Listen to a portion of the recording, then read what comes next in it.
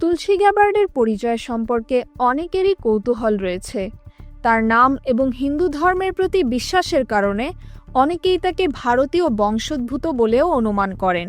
তবে miss Gabbard কিন্তু ভারতীয় বংশোদ্ভূত নন, যদিও নিজেকে হিন্দু বলেই পরিচয় দিয়ে থাকেন তিনি। 1983 সালে তুলসী গ্যাবার্ডের বয়স যখন 2 বছর, তখন তার পরিবার যুক্তরাষ্ট্রের হাওয়াই অঙ্গরাজ্যে স্থায়ীভাবে বসবাস শুরু করে। হাওয়াইতে আসার পর তার মা ক্যারল হিন্দু ধর্মে ধর্মান্তরিত হন। তার বাবা একজন রোমান ক্যাথলিক খ্রিস্টান ছিলেন। হিন্দু ধর্মের প্রভাবের কারণে ক্যারল গ্যাবার্ড তার সন্তানদের হিন্দু নাম রেখেছিলেন।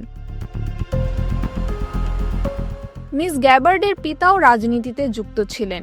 সেই পথ ধরেই মিস গ্যাবার্ড হাওয়াই থেকে 2013 সালে প্রথমবার এমপি হিসেবে নির্বাচিত হন। 2021 সাল পর্যন্ত ওই পদেই ছিলেন তিনি। গত বছর ডোনাল্ড ট্রাম্প ঘোষণা করে লিখেছেন, আমি আনন্দের সঙ্গে ঘোষণা করছি যে সাবেক কংগ্রেসম্যান লেফটেন্যান্ট কর্নেল তুলসী গ্যাবার্ড ন্যাশনাল সিকিউরিটি এজেন্সির পরিচালক হিসেবে দায়িত্ব পালন করবেন। সাবেক ডেমোক্র্যাট প্রেসিডেন্ট পদপ্রার্থী হিসেবে তিনি 2 দলেরই ব্যাপক সমর্থন পেয়েছেন এবং এখন তিনি একজন গর্বিত রিপাবলিকান। সম্প্রতি বাংলাদেশে সংখ্যালঘু নির্যাতন এবং ইসলামিক খিলাফতকে কেন্দ্র করে ভারতীয় সংবাদ মাধ্যমে যুক্তরাষ্ট্রের গোয়েন্দা প্রধান তুলসী গ্যাবার্ড মন্তব্য করেছেন।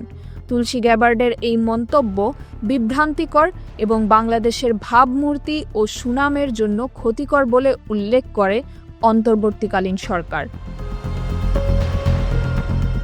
তাহমিনা রহমান হাফসা, ঢাকা ওয়েস্ট।